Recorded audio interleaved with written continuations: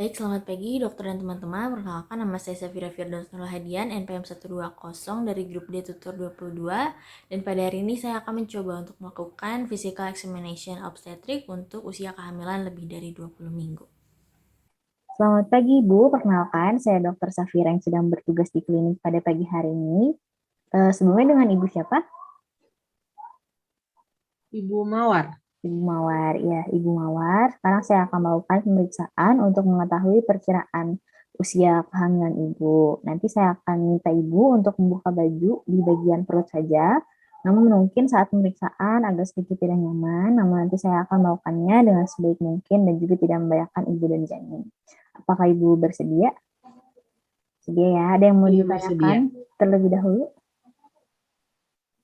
Cukup sih, segitu aja. Baik, Ibu. Apakah sebelumnya Ibu sudah buang air kecil? Belum. Belum. Kalau belum, silakan buang air kecil terlebih dahulu ya, Bu. Terima kasih. Terima kasih. Kemudian saya akan mempersilahkan ibunya untuk berbaring di ranjang periksa dan juga untuk membuka baju di bagian perutnya. Kemudian setelah itu saya akan mencuci tangan terlebih dahulu dengan menggunakan sabun, menggunakan langkah secara berurutan dan juga mengeringkannya dengan handuk bersih. Kemudian kita pastikan peralatannya sudah siap. Yang pertama itu ada pita ukur. Kemudian yang kedua itu ada stetoskop monaural. Kemudian setelah itu kita lakukan anamnesis terlebih dahulu dan juga pemeriksaan umumnya sudah dilakukan. Untuk usia kehamilannya sendiri itu umurnya sekitar 25 sampai 26 minggu. Selanjutnya, saya akan melakukan pemeriksaan tinggi fundus, di mana yang harus dibutuhkan alat itu adalah pita pengukur. Kemudian saya akan berdiri di sebelah kanan pasien, di sini letak kepalanya. Kemudian saya akan mencari fundusnya terlebih dahulu di sekitar sini. Kemudian setelah dapat, saya akan menandainya dengan jari telunjuk saya. Kemudian saya akan mencari letak tulang sifisis. Untuk letaknya sendiri ada di sini. Kemudian saya akan mengukur dengan menggunakan pita ukur dari arah fundus ke arah tulang sifisis dan juga sebaliknya. Kemudian saya ukur.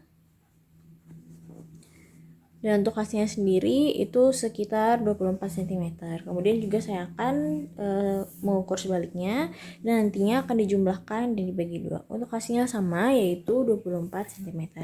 Kemudian selanjutnya saya akan melanjutkan ke pemeriksaan leopard. Untuk pemeriksaan leopard sendiri itu ada 4, di mana saya akan berdiri di sebelah kanan ibu dan saya akan menghadap ke kepala ibu. Untuk leopard 1 itu bertujuan untuk memeriksa apakah di bagian atas fundusnya itu adalah kepala atau bokong janin. Dengan cara kita bisa memeriksa seperti ini, kita tekan apabila dia bentuknya bulat dan juga keras, berarti dia itu adalah kepala. Dan apabila dia itu bentuknya simetris dan juga lunak, maka dia itu adalah bokong kemungkinan. Di sini saya periksa itu bentuknya asimetris dan juga dia itu lunak, berarti menandakan bahwa ini adalah bokong. Kemudian selanjutnya untuk pemeriksaan leopard kedua tetap menghadap ke arah ibu, kemudian bertujuan untuk memeriksa apakah di bagian sisi kanan ataupun kirinya itu adalah punggung atau ekstremitas. Dengan cara yang pertama untuk memeriksa yang kanan terlebih dahulu, kita bisa menekan ke arah kanan. Kemudian kita periksa di bagian sini itu ada apa. Kita periksa di bagian kanannya ini dengan cara mendorong terlebih dahulu. Kemudian kita cek di bagian kanannya. Apabila bentuknya panjang dan juga cukup keras, itu menandakan bahwa adanya punggung. Jadi untuk leopard kedua itu untuk memeriksa bagian punggung dari bayi. Kemudian setelah sudah selesai, di sini saya mengira adanya punggung. Kemudian kita bisa melakukan ke sebaliknya. Kita tekan, kemudian kita bisa memeriksa. Nah, apabila bentuknya itu terasanya hanya sedikit, itu menandakan adanya ekstremitas seperti itu. Kemudian lanjut ke leopard 3, di mana untuk leopard 3 ini memeriksa di bagian bawah itu apakah letak kepala ataupun bokong ada di bawah sini. Kemudian kita bisa memeriksa. Kita cek terlebih dahulu untuk bentuknya sendiri. Di sini saya terasa adanya bentuk kepala yaitu bulat dan juga keras. Kemudian saya akan mengecek apakah kepalanya bisa digoyangkan atau tidak. Untuk kepalanya itu bisa digoyangkan, yang berarti belum masuk ke bagian panggul. Kemudian selanjutnya untuk leopard keempat, untuk posisi kita sebagai pemeriksa itu ke arah kaki ibu.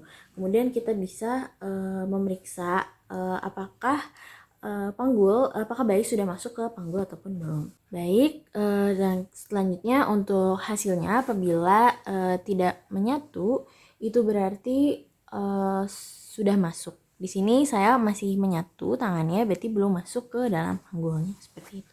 Kemudian selanjutnya adalah auskultasi, yaitu kita memeriksa detak jantung janin dengan menggunakan stetoskop monoaural. Kemudian kita nantinya akan meletakkan di bagian punggung, di sini bagian punggung janin setelah saya periksa tadi. Kemudian kita bisa mendengarkan selama akumulasi 15 detik dengan interval 5 detik dengar, lalu 5 detik istirahat. Saya akan mencobanya.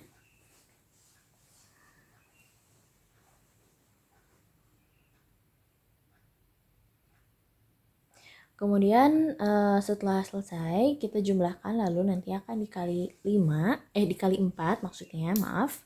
Kemudian untuk hasilnya sendiri itu adalah 120 bits per menit, yang dimana untuk normal itu adalah 110 per 160 bits per menit. Kemudian kita catat juga apabila ada perbedaan setiap 5 detik untuk memonitor ritmenya. Kemudian setelah itu kita bisa simpan semua peralatan.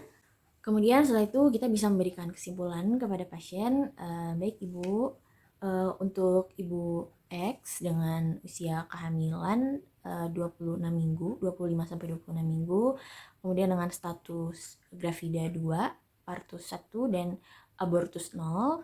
Untuk pemeriksaannya itu bayinya normal, tidak sungsang dan tanpa riwayat C-section.